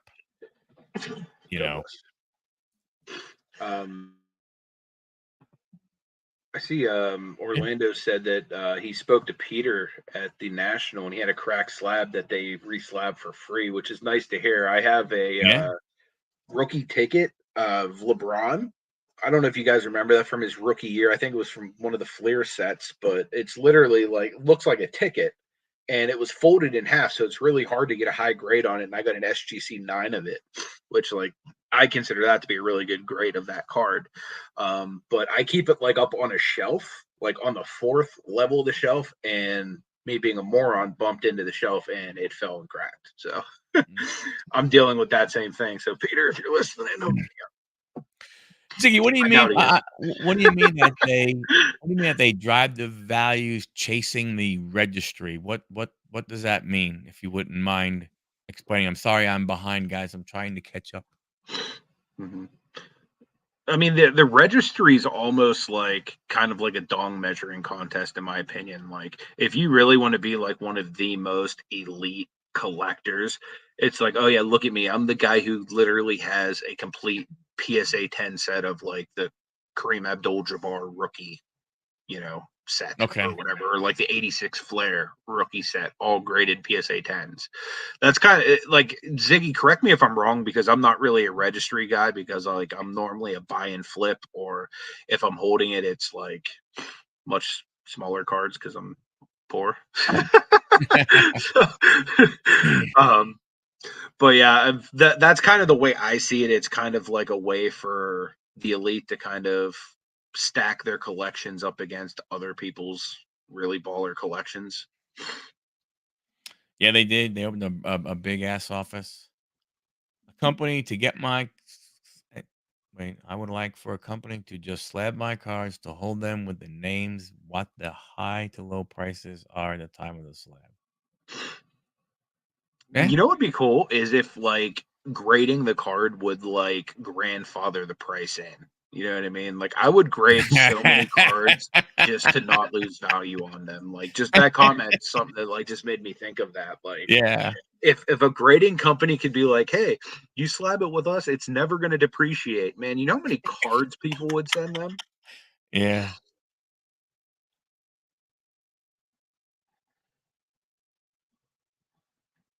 Yeah, I don't blame. Yeah, I agree. 1,000%, but 1,000%, Ziggy. If you want somebody to be obviously he has a big channel, so promoting with him is going to reach more people than say promoting with Orlando or you or me, guys that grade regularly, that have smaller followings. You know what I mean? I think a lot of these companies, regardless of how acumened they are to the hobby and actually know stuff, they're looking at views, they're looking at subscriber counts, they're looking at stuff like that. So it genuinely doesn't matter how knowledgeable you are about stuff, as long as you have a big enough audience and you're willing to make them sound good, they're gonna choose you to be promoting them. If it's RPC, why do we need a 10? The fact that the card is slabbed is awesome enough. Yes and no. I mean, because honestly, it feels better to me just knowing it's a 10. But then again, if it's PC, I don't really care either. You know what I mean? For example, I have a Cordell Stewart autograph that I got from a buddy of mine. Shout out to Tally if he's listening. But he gave it to me, and I basically just got it slabbed authentic. because I didn't care what the grade was. Like looking at it, I'm like, yeah, this is like a 6 or a 7, but it's literally a Cordell Stewart autographed, pack pulled autographed card from the 90s. You know what I mean? Like, and I'm a huge Cordell Stewart fan, so it's like one of my favorite cards. So for me, having that just slabbed and put away in my PC with a nice label is more than enough. You know what I mean? But then having some cards, you know what I mean? Just knowing that, hey, I have that in a PSA 10, and I own it. You know what I mean? Like that's like one of the best forms of the card you can have. You know what I mean? Obviously, still some people might favor like a Beckett Black Label over a PSA 10, but for the most part, most people consider the PSA 10 to be like the best form of each card. So for me, sometimes just owning the card in that form makes me feel a little bit better about owning it too. You know what I mean? Because not only do I have the card, not only is it safe, but it kind of feels like a better version of that card. You know what I mean? And sometimes as a collector, I just like having the better version. Yeah, and I mean, you're not again. There's different levels to collecting. You're right. He doesn't give a crap about his card. He does not care. He sends in all his A-Rods. He sends in all his J-Rods just to have them protected in a slab, and he's good to go from there. So I did that with all of my LeBrons for the longest time. But I mean, it gets to a point though where like, if you're in a financial situation where you can afford to just spend $20 to put something in plastic, cool. But like it got to the point with me, like I had so many like hundreds of LeBron cards, getting them all slab just was not feasible. Although there was a while there where I was literally grading everything. You know what I mean? Like I'll have like, oh, this is a Hoops LeBron card base from his like 20th NBA season. You know what I mean? And it's like I'm sending this in to get freaking graded like a moron. You know what I mean? But I'm not saying anybody that does that is a moron, but me, I felt like a moron doing it because it's like, oh, great. Now the card's worth less than what I just paid to grade it when I get it back. You know what I mean? So like that's part of it. You know what I mean? Like I literally just sold a PSA 10 Colin Sexton a few weeks ago in our auction for $6. Right. You know what I mean? I'm pretty sure I paid at least $20 to grade that. Yep. You know what I'm saying? Like, so yeah, it's just not worth it sometimes when it comes to that. So Power Collector will pay $10K for a card in a PSA 10 slab to complete the set. Then the total set and grade score sets your position. So they will buy block other collectors. Wow. Interesting. That's very interesting. These big guys have ripple effects to other card grades of that player. I don't disagree. Registry is very important. Look at this. Dami has 200 PSA 10 cards. His favorite is a PSA 6. Why? Because he can't afford the 10. I agree. My favorite card in my collection is actually a PSA 6 too. It's my Walt Disney rookie card. Yeah. A few modern. I sell the 10s, keep the 9s. Can't really tell the difference most of the times. Mm-hmm. Yeah, I mean, you made a rhyme and you didn't even realize it, or close to it. I've been really shifting around my modern collection a lot. Like literally, if it's not like my El Bundy autograph, you know what I mean, or like one of the modern cards, like I just can't get rid of for some reason is like I have that Marvel card of like Robert Downey Jr., Chris Evans, and Chadwick Boseman, and I literally picked it up at the LCS Raw like weeks before Chadwick Boseman died. Like I didn't even know the dude was sick, but like I'm a huge Robert Downey Jr. fan, so I was like, oh, that's like the three big boys of the MCU at the time. And SGC graded it, I think, either a 9.5 or a 10, something super high like that. And man, it just looks great in the slab. I just haven't been able to pull the trigger on moving that. But most of like my ultra modern stuff is like pretty much listed at this point. Oh, hold on, not that one. Any Panther fans still prison drunk on my last break?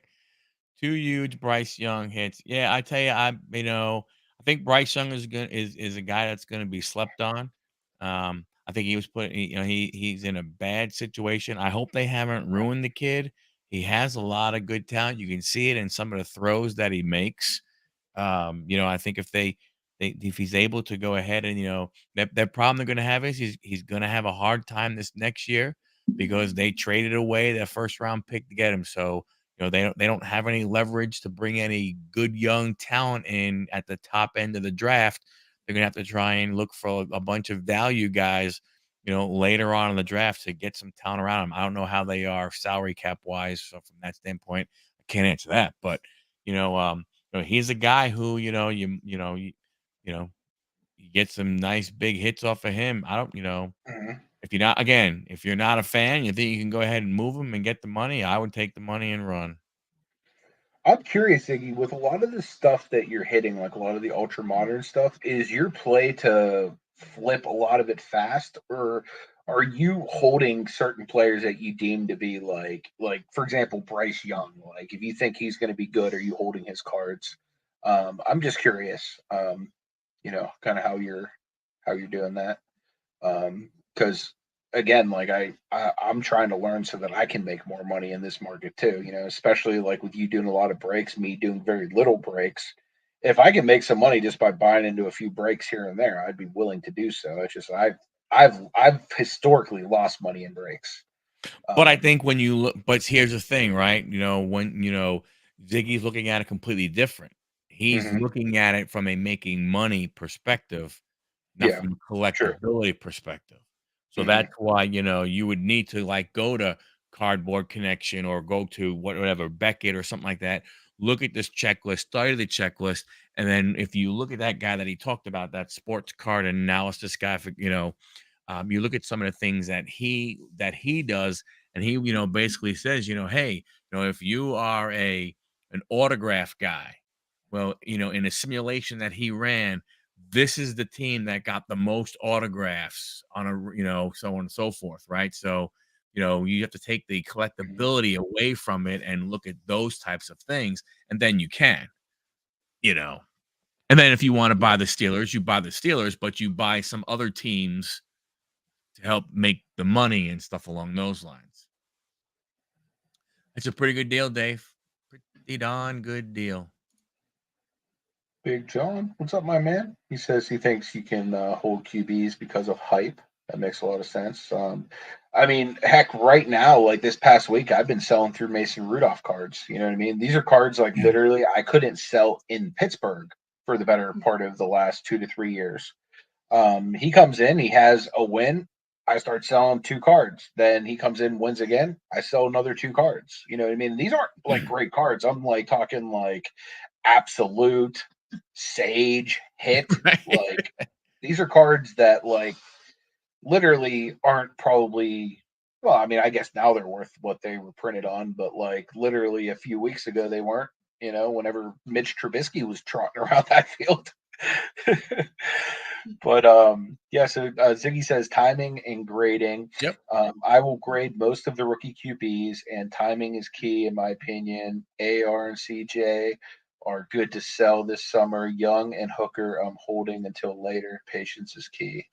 That makes a Yeah. lot of sense. The issue I have too. Oh, it's Big John's birthday. Happy birthday, brother, Happy birthday, Big John. my man. Hopefully you have a good hit today. Something you pull. Thanks for stopping by on your birthday.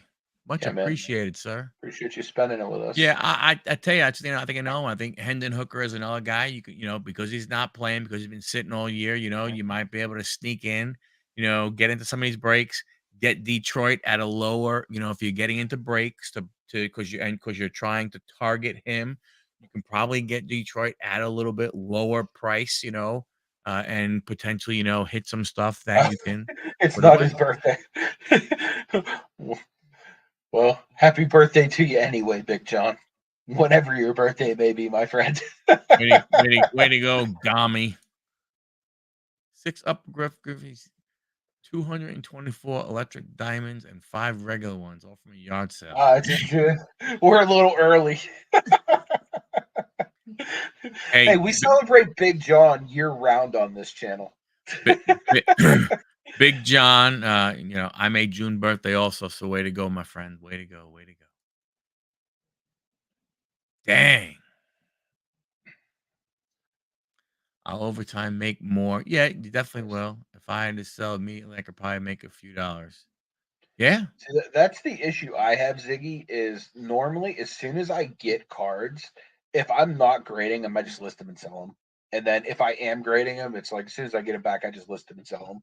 So that's literally the problem I have is I keep selling stuff at the wrong time because it's not that I'm too lazy to hold it, but it's like I'm too impatient to hold most stuff. It's like normally I get cards in, I just want to process them, put them away so that I can move on to the next thing I get in. Oh, nice. 6'9" birthday. It's good. It's a good day to be born. Yes. Yes. Yeah, lines definitely have a good checklist, and you can typically get in you know for a decent price with those guys. I'll have to look into mascot Ziggy. Literally the only way I'm managing inventory right now is just by like I stuff unprocessed I normally keep in a Google Drive. Stuff that or unprocessed, unlisted is in a Google Drive. Stuff that is listed, I literally, if I want to see what I have, I just go to eBay. I'll go to like my listings and then I'll just type in like Stroud, and that's how I know what CJ Strouds I have or whatever. Um, he says mascot is great for slabs, not raw. See that, and that's probably what I need is more so something to help with raw because right now I've been using Next Gem. We had Scott, who's one of the co-founders of Next Gem, on the show, and essentially what I've done is I've turned that app into a way to kind of just keep track of every slab I have in my collection, whether it's in my PC or like for sale. I've scanned every slab there, so when I go to card shows now, rather than open up my Zion case or anything, if somebody wants to look in there, I'll just be like, yeah, here's what's in it. If there's something there you like, let me know. And the nice thing about Next Gem is it has literally everything I have for sale. It has all the prices on there already. So I don't have to comp it or whatever. Like the last comp I have is already on there. And then should that comp be off, we could then look it up and work from there. But at least gives me like a stepping point of, okay, I was last asking, $100 for this slab or $500 for that slab. So I kind of have an idea. But I'll have to look into mascot Ziggy. I haven't actually ever checked their platform out. Yeah, I don't even have a clue what that is. Never heard of him before. Nice, Dave. Very nice, Dave. 5 Derek Jeters, man. I've been wanting to try ComC, Ziggy. The issue is like I do so much eBay on my own that I just feel like obviously like the extra time would be nice, but you know what I mean? It's just for me, like I enjoy a lot of times, like Michael said in the past, it's like therapeutic to him sometimes to list on eBay. Like if I'm having a real stressful day, sometimes at work, because like I do a lot of listing when I'm at work, sometimes just to like monotonously sit there and like get cards banged out one after another, like helps me get through the day. You know what I mean? Just like from a Most mental definitely. health perspective, you know what I mean? Because it takes me from the stress of like what I'm doing at work, and then it puts me in the perspective of, oh man, I'm like literally sitting here for 8 hours listing Barry Sanders cards. You know what I mean? Like, and then I start remembering like all of like the cool Barry Sanders memories I have. You know what I mean? Like stuff like that. You know what I mean? So it's semi-therapeutic for me to do it. So like I enjoy it. Plus it gives me a reason to like literally force myself every single day off to sort and process more cards. So like literally like something I enjoy doing anyway. Like I've set like business goals for the year. Like I guess that was something we are going to talk about like on the show too. But like Yeah, we never got to that um, point. I released a video just the other day where I basically said like I wanted to take my 5,000 store listings I have now, and by the end of the year, I'd like to scale it to like 25 to 30,000. Which would like 5x my store. And my logic behind that was that in 2023 I was able to basically go from like maybe a couple hundred listings to 5,000. You know what I mean? And that was without a scanner. That was without any kind of software or anything like that. Now I have the scanner. I also have Card Dealer Pro. I just signed up for the base level thing, but I did that because I was having so much trouble with my scanner up front. I was having some trouble getting the software to work. Like obviously I'm the type of person where I don't read the directions. I just dive in and start playing with it. And then if it doesn't work, I get frustrated. And it's not because like the program sucks, the thing I'm using sucks. It's literally because I'm too hard-headed to actually sit there and learn how to use it before I start trying to use it. You know what I mean? So I forced myself to sign up for the base level thing so I would actually sit down and force myself to learn how to use it. So With um, DC-87 when ComC, do you do anything, or do you just pack your stuff up and send it in, and they do everything for you? DC-87 is one of my honey holes. Like that's one of the people they're a consigner. They go to a lot of the big shows, but they're one of the auction. I don't know if you consider them an auction house or just a consignment person, but essentially you can get great deals on there. Like I was telling you about that Stitch card I got for my Lorcana deck. That I Mhm. got a PSA 9 from them for like literally a third of the price of a raw card. You know what I mean? Like Right. it's insane. Like some of the values that you can find.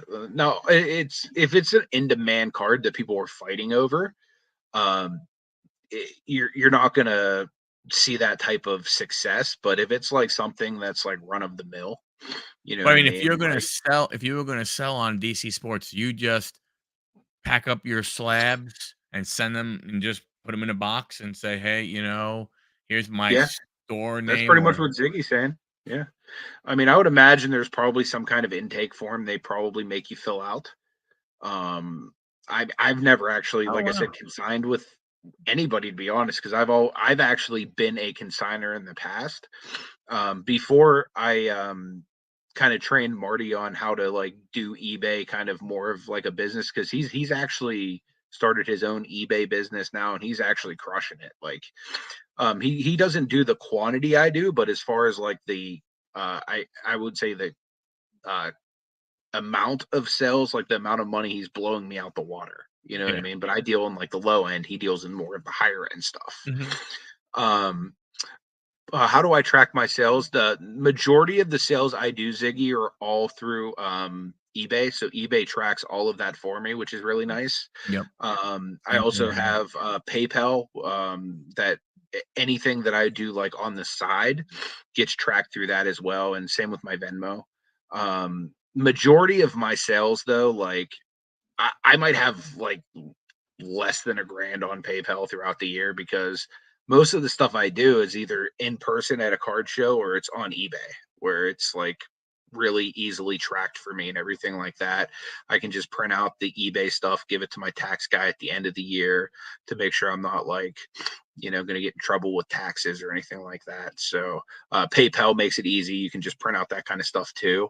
But I probably don't do enough business on PayPal or Venmo to really make it like anything crazy, but it's easy to print out the tax papers just by, well, actually, I've never done it on Venmo because literally I pay on Venmo more than I actually get Yeah. paid on Venmo. Normally, if somebody's paying me at a card show, I just give them my PayPal because it's easy for me just to print off a thing there. Right. And I've done a lot of invoicing on PayPal through the business as well over the years. So, those are typically what I use. Yeah. I'm the But same. yeah, I just grab I mean, I used to track my card sales on a spreadsheet. I do track some of my other products that I sell on the, eBay. Um, but with selling so many cards and stuff like that, it was just like, why? I don't, I'll just go ahead and, just yeah. let me get their numbers and go from there and stuff. But when you say you have to be more efficient selling, you mean you're going to try and do it more on your own, or you're going to use more ComC and DC sports cards? Is that, I mean, are you leaving money on the table because you're having them do it for you? Could you make more? Obviously, you could make more if you did it on yourself, but then it's the time versus money thing, right? I mean, from that standpoint, DC is Virginia. Is VA near me, so to ship them in a Oh, day. nice. Hardest thing is when they reach them are listed.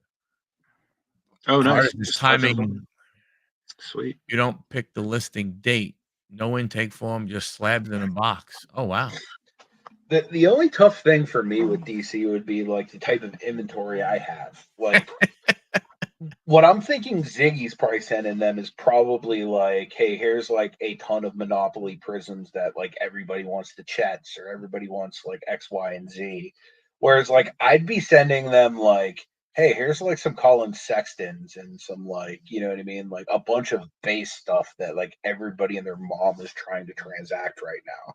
Yeah. So I feel like if I sent my stuff in, like it would literally be like that Stitch card I bought. You know what I mean? Like, and not all of it, because like I have some stuff that's like really cool that I think people would bid on, but for the most part, and you can correct me if I'm wrong, Ziggy, but I'm pretty sure that they do like 99 cent like 1 week auctions, and then they pay within like a day of those ending or something like that. Yeah, there are a ton of eyes on DC, Dom. Like I said, I'm one of them. I track their auctions like not so much every day anymore. When I was in LA, literally it was part of my daily routine to stock DC Sports, buy literally every LeBron card that came on their platform for under like $10 to $15. Like I didn't care what it was. If I could get a graded LeBron card for like under $10, I was buying it off DC Sports. Um, but yeah, I mean, like guys like that are really good to get off of. Like I've done business with like the Probsteins of the world. The problem with that is like you start hearing of Probstein, you start hearing of like shill bidding or just like shady stuff. Like, and I don't know that there is anything like that ever really actually transpire with Probstein, but like that's a name I've heard stuff around, you know what I mean? So for me, like I've never heard anything but good about DC Sports, and I'm buying cards that are literally like $2 graded. So literally I know I'm not being showbid on those. You know what I mean? Like that's always something I'm constantly thinking of. Like, is there somebody showbidding me on this card? You know what I mean? Always give away a bunch of cards. Yeah. DC best sales. First best sales are in shows in person. Yeah. I mean, that's definitely, true there. That's one of the things that I want to try.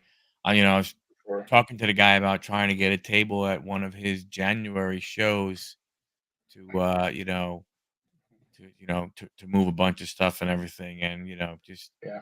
I don't know how the guy sells out all these damn tables, because maybe he's better at communicating with a bunch of other people, but with You know me. what you need to do? You need to get in with some of these show vendors. Like there'll be some times where like I'll be out of town. I don't even have a chance to like pay for my tables. But the guys at the Pittsburgh card show, they just save me a table all the time. You know what I mean? Like, once you actually build that relationship to where they're like, okay, I know Michael's like a trustworthy vendor. He'll come show up like every time. Like that was Right. actually one of my goals for the year is to like try to be at every single Pittsburgh card show this year. Just and I don't know that I could do both days every single show, but like just being able to go to those shows because typically as a vendor, I make 2 to 3x at their show as I would like another regular local show, just Yeah. because they bring in so many people. You know what I mean? That like it's just you make more money when there's more people. Yeah, one of the ones I was looking over here, I think the only thing that would be hard is, I think, they have 2 hotels, but I think they rotate like every other week. So I don't necessarily know. It's not like, hey, 1 month we're here, the next month we're there. I think they're doing, 4 card shows. They're basically doing a card show, it seems like every single Sunday, just rotating between, Oh, nice. 2 different Gotcha. hotels, and that's going to be a lot. You know what I mean? Oh yeah, for sure, man. For sure. From that standpoint. Yep, I'm on the absolutely. media access list at Chantilly, and I get to That's go awesome. behind the scenes to meet the players. Now there you go. Dude, Ziggy, we should That is awesome. Chantilly is on my list of shows I've never been to yet that I would like to try to go to in 2024. If you would want, man, I would love to hang out with you again in person. I know we've met briefly at the National before, but love to connect with you at one of these Chantilly shows if it's close for you. Yeah, very cool. Bubba Ray, the Dudleys. Fanatics events will start this year. I heard they're replacing the Mint. Ooh, interesting. That will be interesting. That is I know very Mint's interesting. kind of become like a standard for a lot of these industry events lately. So yeah, it'll be nice to see what happens there. Titus, what's up, my man? Good to see you, Hey, brother. hey, Titus, again, I hope all you guys are doing well in Japan. I hope, everything's okay where you are, sir. With all that, with the earthquake stuff. Yeah, Ziggy, I'll have to check to see the schedule for Chantilly. The first few months of the year, I'm gonna be a little tied up doing some basketball tournaments here locally, but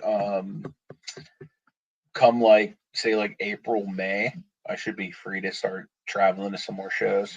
What part of Virginia is Chantilly? Chantilly?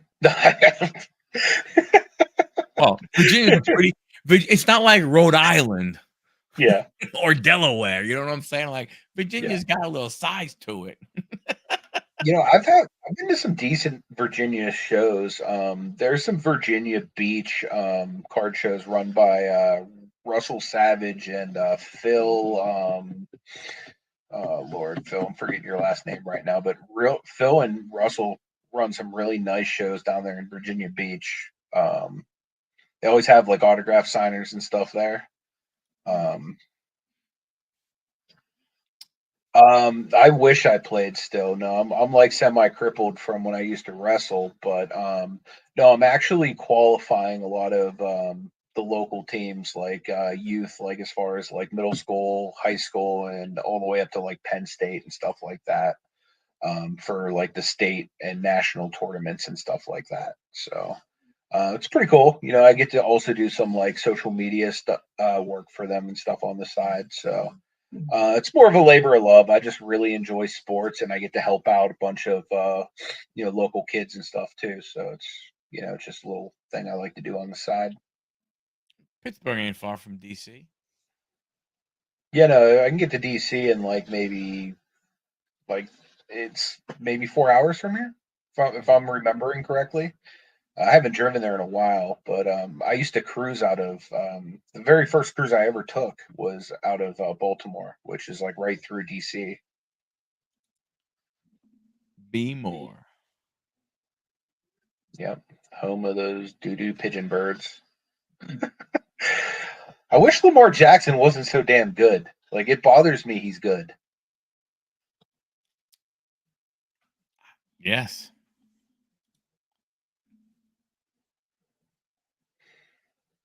Like somehow the Steelers went from having the best quarterback in the division for like the last like 20 years to like having like the worst. Well, it was hard to go ahead and take a chance. Well, number one, you were never getting a good draft pick, Oh, that's awesome, Ziggy. and It, it, it number two, it's hard to even take, let's say, a guy in the second or third round when you know that you know the guy in front of him ain't going anywhere. He's all Yeah. kind of hard. It's always cool, Ziggy, to see some of these younger kids get out there and like do their thing, and you kind of see kids that might have a future. Like whether or not they ever get to like a pro level or anything like that, but you can definitely see kids that are going to go on to play college ball and or even be successful in high school or whatnot. But the other really cool thing is, especially like the younger teams that play, like there's some really bad kids that are playing too, and that sometimes is just as fun to watch. You know what I mean? Like, but yeah, I don't know. It's fun, especially if you like sports. You know what I mean? Like, I'm the type of person like where literally I could watch anybody shoot a basketball and I would enjoy it. Because I really enjoy basketball. I'm the same with football too. You know what I mean? Like, I wouldn't mind getting more involved with some local football stuff, especially now that I have nephews that are actually playing it. You know what I mean? It'd be cool to kind of get more involved to help in some of that stuff too. Always fun to go watch sports, man. I agree, Ziggy. The Steelers are definitely one of the best franchises. That goes without saying. They haven't been super well run as of late, like as far as like discipline, but it seems like they're starting to turn things around. Thank you, Dave. Hey, we're here Thanks, every brother. single week between our Yep. 2 channels. Our, links to Anthony's stuff is down there. IG's going across. Go ahead, and Yep. sub and, turn on notifications, when we're going to be here. But unless something changes our normal time, Wednesday, 10 p.m. Eastern. Yep. And And we we appreciate you typically will being here. bring different people on, from the industry, different collectors. Sometimes we'll even bring people on for some oddball conversations. We've had professional wrestling promoters on here, managers, people that resell on different platforms. So it's a good Yeah. time. And then every once in a while we'll drop the link and just anybody can come hang out and BS hobby talk with us. Yeah. We got Grandy from Ma Pop Sports next week That'll be awesome. on Anthony's channel.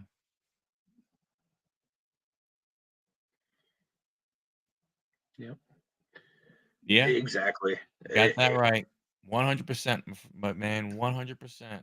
That was something I was actually telling my girlfriend. Just being a part of like the state qualifiers and stuff like that has really like gotten my juices flowing again for basketball. Like I was like, man, like I would love to like one day when I have kids, like actually coach a team. You know what I mean? Like I'm watching these coaches like get into the game and like I'm on the sideline like wanting to like, start getting hype. And it's like, yeah, I'll get fired if I do that. But you know what I mean? You can't be like cheering for teams or like booing little kids.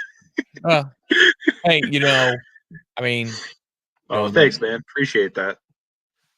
I just enjoy it. It's fun, man. I mean, with me, I went ahead and coached Michael through playing baseball and everything, and he stopped playing, when at 17 in 2017, and here I am still coaching, and now what's cool is he's part of my coaching staff. That's awesome. So and he loves it, we love it, and stuff like that. It's great to go ahead and give back to the younger generation, whether it be in this hobby, through sports. I've always said, and even they've said, that when what I always tell my coaches is that we're here for more than just being a baseball coach. Yeah, Don't just be a for sure. baseball coach. You're here for more than just being a baseball coach, or Yeah. or a coach. Period. Whatever sport it is you're. One of the things I've always said is, you may be, Thanks, and, Ziggy. and I, Appreciate that, man. yeah, thank you very much. I have kids that guys, young men in their early 20s that coach for me now, that were former players of mine. Mike and a couple other guys and stuff. And one of the things I tell them is that we're just playing baseball. We're not solving the world's problems. We're not going to cure any kind of disease. We're just coaching baseball. I said, but you may be the only positive thing that happens to that kid today. So be Yeah, positive. for sure. Enjoy the sport. Have fun. Don't get frustrated because the kid isn't listening to you. Because I didn't get frustrated when you didn't listen to me. Can you imagine like where some of these kids are like coming from though? Like what some of their home lives are like? Yeah. Like literally even just coming to practice, which some kids would hate doing. Like no offense to my nephew, I love him to death, but like if you say, "Hey man, it's time to go to football practice," he's gonna be like, "Man, I don't want to go to no football practice. I want to sit here. I want to play some Fortnite or whatever the heck he plays." And I don't. He said, "You talking about practice?" Like my nephew will be like, "You talking about practice?" You know what I mean? Most people will be like that, but there's some kids that literally will come to practice, and that's like the highlight of their day Yep. because they go home and get hit by their dad, Yep. or you know what I mean. They go to school and get bullied by kids, or they might not even be able to afford to like be properly nourished. You know what I mean? To like do what they're doing on the court or like on the field or whatnot. You know what I mean? So like just like knowing that and Yep. knowing that like you could be like a difference maker in that kid's life to actually give them motivation to get out of their situation and Oh yeah. to know that like life can be better. You know what I mean? You think of like all of like the players that are like famous now that are giving back, and they were that kid one day. You know what I mean? It literally all starts, meeting like a coach like you, Mike, or somebody that's going to actually like pour into that kid that no one else gives a crap about. You know what I mean? Yeah, and it was funny because I know this has nothing to do with the hobby, but who cares? But when they first started coaching with me, the thing that drove them nuts the most was that I did not talk and did not pound in the kids that it was all about winning, all about winning, all about winning. Very rarely do I ever talk about winning, and stuff like that. It's all about, being part of the team, caring about your teammate playing better than you and being a part of a something bigger than just, individual and so on and so forth, and then after a while, they would all of a sudden they would come up to me and they go, Coach, kind of sort of get it now. Mhm. And I'm like, yeah, because at the end of the day, I mean, again, we're not solving any problems. We're just, we're coaching a sport. We should have fun. It is Yeah. fun. This is not, this should not be. This should be a anxiety free, stress free environment. It should just be able to come fun, have fun, act silly. Now we're serious and we do push them and we make sure, that we're doing things the way it's supposed to be done. But, we don't go crazy. For sure. So, dude, we've been going for 2 hours. We have. I thanked everybody. Jeff, what's going on? Hey, Jeff. Good to see you, brother. Ziggy, thank you so much for the great conversation. I mean, Hey, Ziggy, you always provide such good insights, man. Like you make these chats move, brother. Appreciate it. and I'm going to tell you right now, Ziggy, I please don't ever not come here and don't think I ever don't like. I love going back and forth with you because that's the best kind of discussion to go ahead and have, brother. Yeah. Best kind of discussion to have. We'll have to actually have you on sometime, Ziggy, to kind of break down the strategy that you're doing with the new channel and everything like that, and how you're actually making money through like the breaks and stuff like that. Way to go, I feel Dave. like, Sorry. oh, that's awesome, man. That's really awesome. Yeah, I was watching it because that's when I first found it. So the strategy he's been doing for a while. Because if I remember correctly, and I don't know if he's still here or not, but he was talking on his channel about when Monopoly started getting big. When Monopoly first came out, He's like the king of and Monopoly. He's what? like the Monopoly man. Right, and he was talking about his strategy and how like he was trying to get the Spurs, and I forgot one other team, and he goes, Probably the Rockets. I seen him get a lot of Rockets, and maybe it was the Rockets or what team was that? yeah, I'm not sure, but Might have been but the the Rockets. thought process is why? Because your opportunities to hit were better with those, and that's why.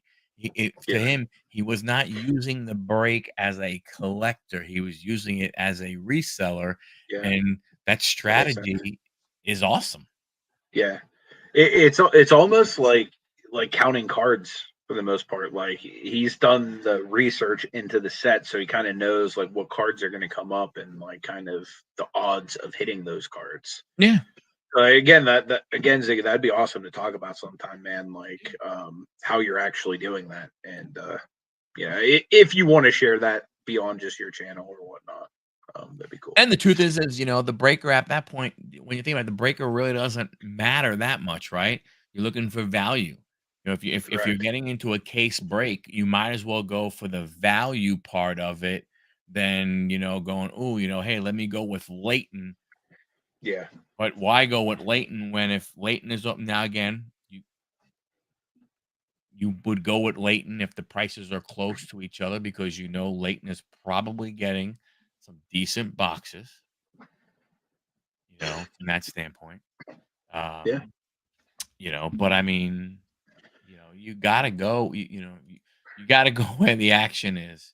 And if guys are doing the right thing by you, I think, you continue to do the right thing by them.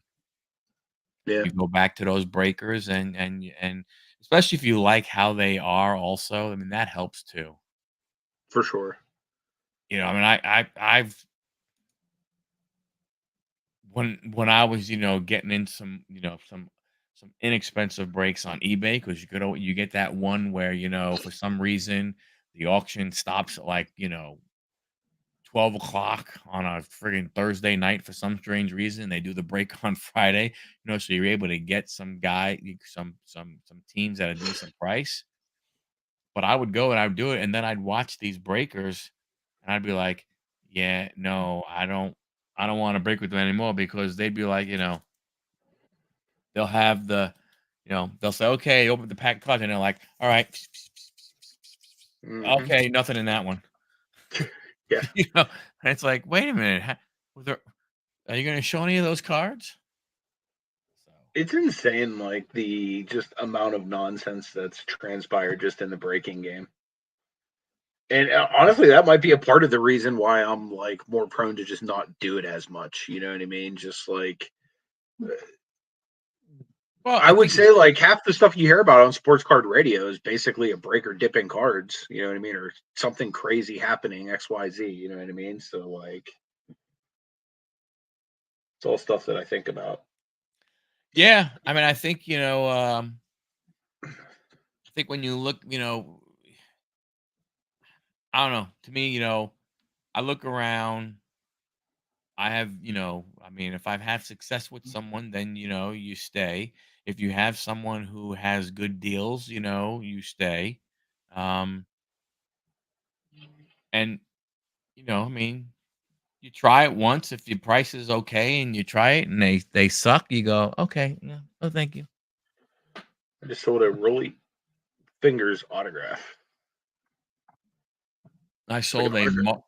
I sold a Marvel card while we were on. Nice. So Yeah, this Rolly Fingers was like I got it for free actually. Like my aunt was cleaning out her garage and she's like, "Hey, I got this baseball stuff. Do you want it?" And I was like, sure. And she like brought it over and it looked kind of like a starting lineup. mhm. Um, it was like Rolly Fingers pitching and like the side of it was signed. And then it had like a little sticker on the bottom with like a COA. I was like, cool. I Nice. listed it for $70 and somebody just offered me 55. I was like, okay. Sure. For something I got for free, I will definitely take $55. Well, cool. Well, hey, we're gonna let's close it up here. We've been kicking it for 2 hours and everything. Yeah. Appreciate you guys being here. Yeah, And thank you very again, much. make sure you all swing by my channel next week. Yeah, If any of you guys haven't subscribed yet to Michael, make sure you do so. Trying to get him over 500. And then if 5 more of you people come over to Picksburgh, we'll hit 4,000. And then I can finally give something away that I've been trying to do for a while. So nice. somebody comes up. Thanks a lot, everybody. Appreciate each and every one of you as always, and we will catch you guys next week on Ant's channel. Later. See you guys.